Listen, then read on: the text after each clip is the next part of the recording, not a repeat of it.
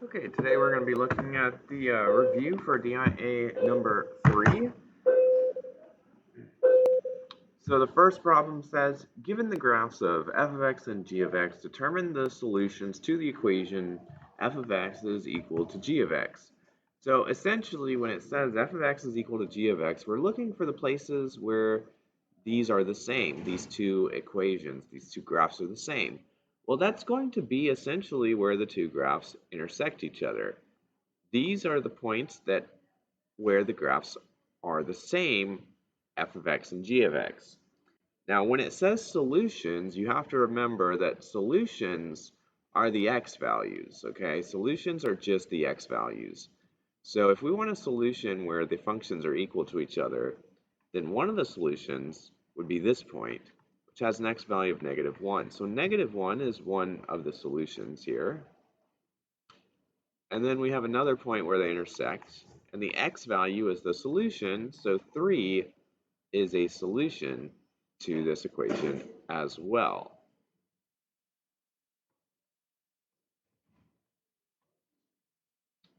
Number 2, determine the domain and range of the given function. So the domain refers to all the x values. So if you look at the graph and you look at the x values that show up on the graph, every x value shows up. -6, -5, -4, -3, -2, all the way to infinity. Every x value from negative infinity all the way to positive infinity, left and right. This graph extends all the way left and right. So the domain here is all real numbers. The range, on the other hand, if you look at how far the graph extends down and extends up, the lowest that this graph goes is down here to -4. Okay, because this is an asymptote here, so it doesn't actually go to -4. However, it does extend upwards to infinity. So the lowest the graph goes is down here -4, the highest it goes to infinity, so we would say that the range are y values greater than -4. Okay, so anything greater than -4 is in the range. Which the following could be the equation for f of x. That's the red graph here. So this is a rational function because of the shape. It's a rational function. It has an asymptote at x equals 2, and it also has another asymptote at y equals 3. So we'd be looking for a graph where the h value is 2 and the k value is 3. So that would be letter C, 1 over x minus h, so x minus 2, and then plus 3 for our k value, plus 3. So that's letter C. Number 4, simplify the expression and state which values make the expression undefined. Well, first of all, to simplify, all you have to do is factor. So the top is a difference of 2 squares. Factors into n plus 4 times n minus 4. The denominator is just a normal quadratic, +10, -7. We'd be looking for -5 and -2. So this factors into n minus 5 and n minus 2. Okay, so this would be simplified. So technically it was already simplified because there's no factors that will cancel out here. Now, in order to make the expression undefined, that means divide by 0. Okay, because you're not allowed to divide by 0. So anytime you divide by 0, the expression is not defined.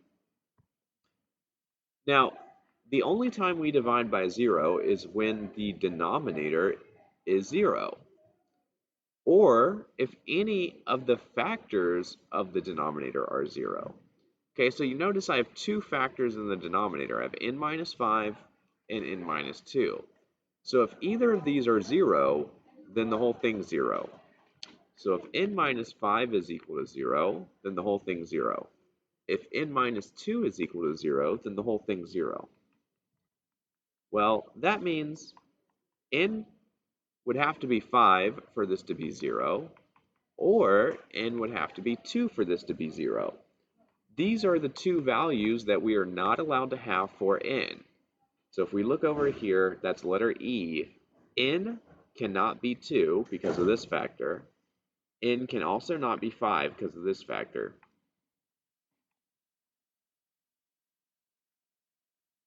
State the restrictions on the domain of the rational function. So when it says restrictions on the domain, these are values of x that we are restricted from having. The only values of x that you're ever restricted from having are values of x that cause the denominator to be 0. You can't divide by 0. So if any of the factors of the denominator are 0, then you're dividing by 0.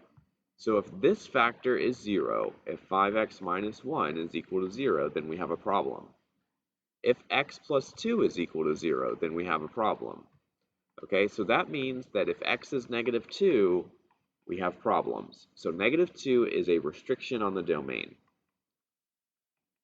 We also have, if x is 1 over 5, then we have problems. So x cannot be 1 over 5 or we have a problem. So this is letter D. X cannot be 1 over 5. X can also not be negative 2. Solve and check for extraneous solutions. So this is solving a rational equation. We simply need to make the denominators the same. So the first one has a denominator of x plus 2. Second one has a denominator of x minus 2. And the last one has a denominator of x plus 2 times x minus 2 because you factor it. So we can see in order for all the denominators to be the same, this one needs to have a factor of x minus 2. This one needs to have a factor of x plus 2. And this one already has both factors x plus 2 and x minus 2. So I will multiply the tops. So I got 1 times x minus 2, that's x minus 2. And this is over our LCD. And then we have x plus 2. This is also over the LCD. And we have 4, and this is also over the LCD. Since the LCDs are all the same throughout the problem, I'm just going to remove them. So I have x minus 2 plus x plus 2 equals 4. Combine like terms, 2x equals 4. Divide by 2, we get x is equal to 2. Now, if you remember in the previous problem, though, there are restrictions based on whether or not you divide by 0. So technically, x equals 2 would be the right answer here. However, if you look at this fraction, 2 minus 2 is 0. 1 divided by 0 is dividing by 0. So this x equals 2 does not actually work in the problem because it causes you to divide by 0. So there is not actually a solution here because we can't divide by 0, so we can't use 2. Well, if we can't use 2, there's nothing else that works, so there's no solution. Number 7, solve, check for extraneous solutions. So once again, we need a common denominator. So we have negative 12 over x plus 8 over 1 equals x over 1. Our LCD should just have factors 1 and x. So it's just x. So I need to multiply everything so that the denominator is x. The first one's fine. The second one needs multiplied by x, and so does the last one. Got negative 12 over x plus 8x over x equals x squared over x. Now these are all over x, so we can just remove the denominator. So we got negative 12 plus 8x equals x squared. Now this is a quadratic, and the way that we solve it is by setting it equal to 0. So I'm going to move the 8x to the other side. I'm also going to move the 12 to the other side as well, so these both can go away. So we got 0 equals x squared minus 8x plus 12. So I can solve this by factoring this quadratic here. This factors into x minus 6 times x minus 2. Because we'd be looking for numbers that multiply to 12 and add to negative 8, that's negative 6 and negative 2. So this means that in order for these to be 0, my factors would need to be 0. So one of my solutions is 6, one of my solutions is 2, and both of these solutions work because neither of them cause us to divide by 0. So these are both fine as our solutions, so we're good. Number 8, solve and check for extraneous solutions. Once again, we need an LCD. So this is 2 over 5x minus 3 over 2x is equal to 2 over 1. So our LCD needs to have all of those factors, 5, 2, x, and 1. So our LCD is 10x. So we need to make 10x for all of our denominators. So the first one just needs to get multiplied by 2. Second one can get multiplied by 5. And the last one would need to be multiplied by 10x.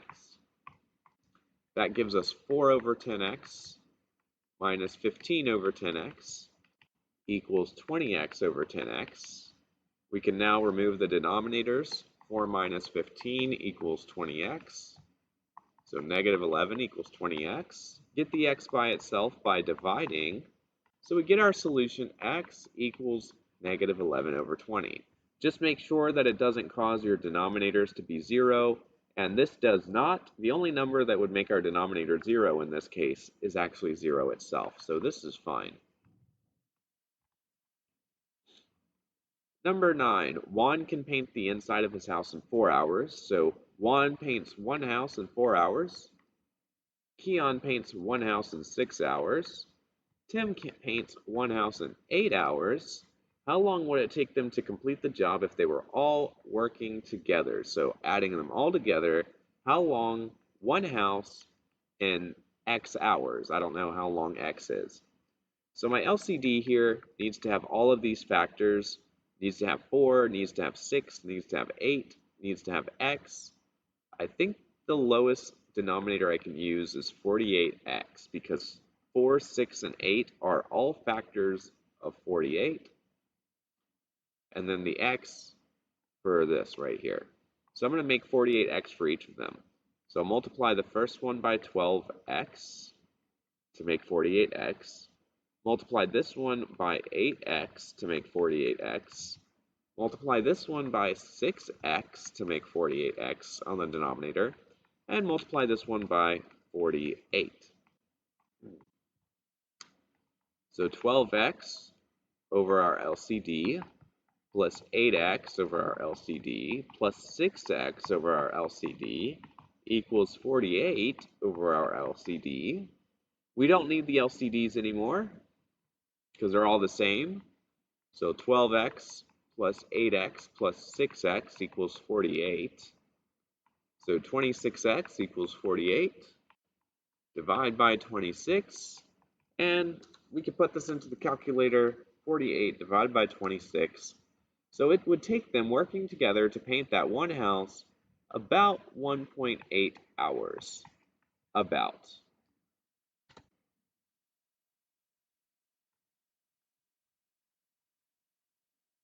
Number 10, Carlos can paint 75 faces, so 75 faces in 4 hours. Maya can paint 35 faces in 2 hours. Tilly can paint 100 faces in 5 hours.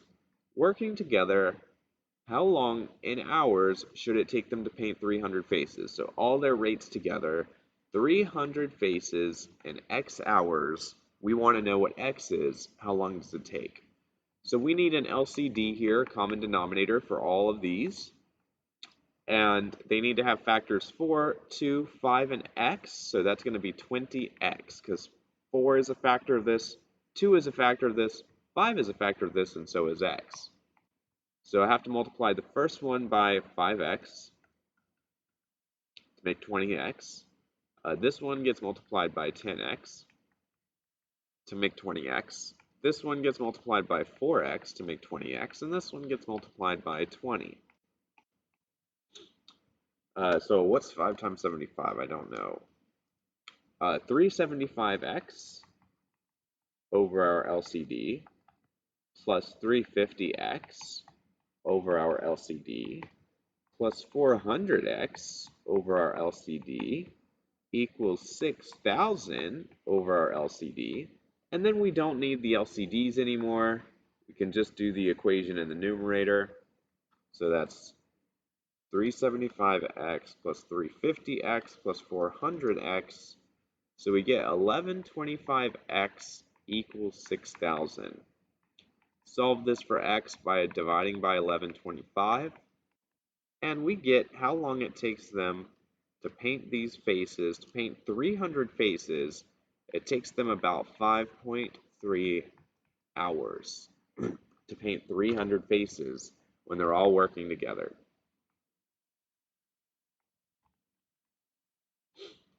Number 11, describe the transformations from 1 over x, which is the parent function for rational functions, to g of x, which is 6 over x minus 2. So in this case, we have an a value of 6, an h value of 2, a k value of 0. So an a value of 6 is going to cause a vertical stretch by a factor of 6. An h value of 2 moves it to the right by 2 units. So we're going to look for a vertical stretch by a factor of 6, move to the right by 2, letter C here. Describe the transformations from 1 over x, the parent function for rational functions, to g of x, which is 1 over x plus 5 minus 3.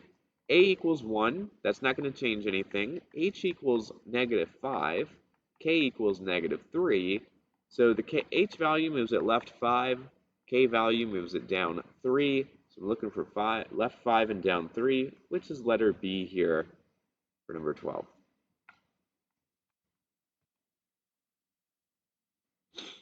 Number 13, find the sum of the series. Okay, this one's actually a little bit tricky because you have to remember the formula.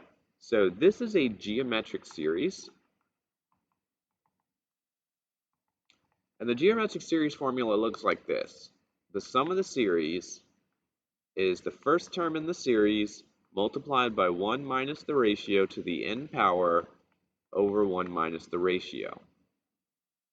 So this is the proper way to write a series. And what this tells us is this series starts at term number 2 and goes to term number 6. So we're adding together terms 2 through 6. So when it says our first term here, A1, this is actually our second term that we're going to be using,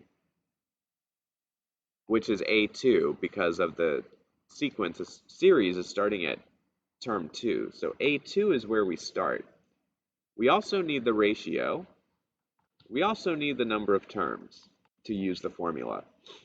So in order to find what the second term is, we're just going to plug 2 into the formula. 4 times 3 to the first power, which is 12. Because that's 4 times 3 to the first power. That's just 4 times 3. So the first term, technically the second term is 12. The ratio, well, this is being multiplied by 3 each time because of the times 3 here. So the ratio is just 3. We don't need to do anything special to find the ratio. The number of terms that we have, well, if we're starting at term 2 and we're going to term 6, 2, 3, 4, 5, 6, that's 5 terms. So we have 5 terms. So the formula is going to look like this. 12 times 1 minus 3 to the 5 over 1 minus 3. This is something we can just put into Desmos, or we can do it by hand. I'm just going to put it into Desmos scientific calculator. So 12 times 1 minus 3 to the 5 over 1 minus 3. 1452 is the answer that we get here. So this calculates to 1452, which is letter D here. So D is the sum of our series for number 13. Write the rule/model for the geometric sequence. Okay, so we need the sequence formula for this one, geometric. So the sequence formula, the nth term is equal to the first term multiplied by the ratio to the n minus 1 power, 1 less than the term number. So first we need the first term. The first term here is 2 times the square root of 5. We also need the ratio. Now the ratio can be hard to find, especially if you have square roots like this. But you can take any term in the sequence and divide by the previous term. So I'm actually going to take this term and divide it by the previous term. 10 times the square root of 5 I'm going to divide it by the previous term, which is 10. The factors of 10 cancel, so the ratio is the square root of 5. This is actually being multiplied by the square root of 5 each time. So my formula is the nth term is equal to the first term, which is 2 times the square root of 5, multiplied by the ratio, which is square root of 5, to the n minus 1 power. And that looks like it's letter B. Letter B here. Now we are actually going to use this for the next example, or the next problem, number 15, because number 15 asks for the 14th term in the sequence. Well, if we want to find the 14th term in the sequence, we just have to replace the n in the formula with 14. So the formula becomes the 14th term is equal to 2 times the square root of 5, multiplied by the square root of 5 to the 13th power. Okay, so this is something we can just put into the Desmos calculator here.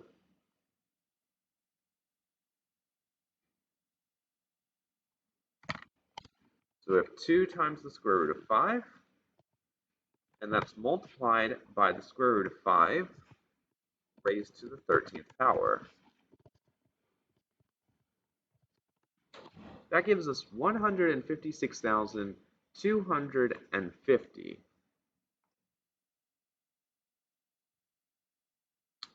156,250, which is letter D here. So the 13th term in the sequence is letter D, number 15. Number 16, find the missing term in the geometric sequence. Okay, well this is easy enough. We just need to know the ratio. What are we multiplying by each time to get the next term? So I can find the ratio here by taking any term and dividing by the previous term. So I'll just take this term and divide it by the previous term, 1 over 5. So I'm just multiplying by 1 over 5 each time, which is technically just dividing by 5. Okay, 625 times 1 over 5 is 125. 125 times 1 over 5 is 25. 25 times 1 over 5 is 5. 5 times 1 over 5 is 1. So letter C, 25 is the number I want here for my sequence. Number 16, evaluate the logarithm. Log base 18 of 267. So this we can just put in the calculator. We just need to use the change of base formula to put this in the calculator so that we can change it to common log. So we can do common log of 267 and divide that by the common log of 18. And this will tell me what I'm supposed to get. So I'm going to put this in the calculator real quick. Common log of 267 divided by common log of 18. So this comes to about 1.9331, which is letter B here.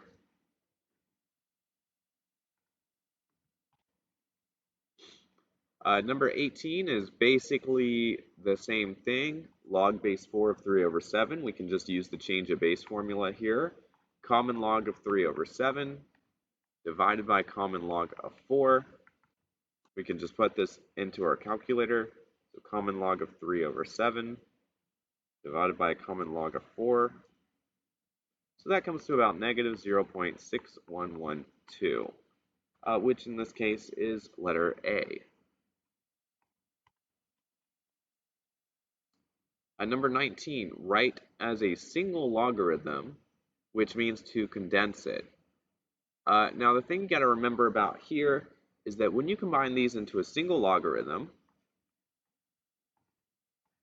then anything that's positive, any log that's positive, that will be in the numerator. So 6 and x are going to be multiplied in the numerator, 6 times x. Now any of them that are negative, like this one, this log is negative, then the x minus 2 is actually going to go in the denominator. So we have log of 6x over x minus 2, and now these are all condensed into a single logarithm. So that would be letter B here.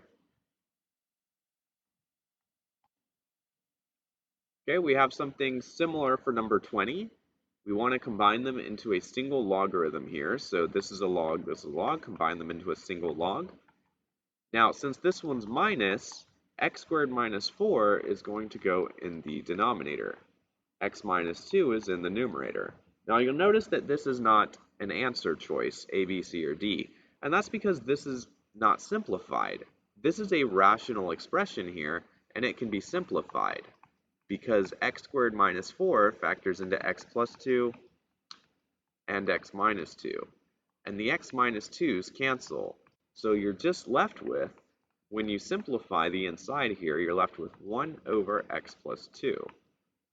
And that is letter D here. And that's it for our review here. Hope you learned something.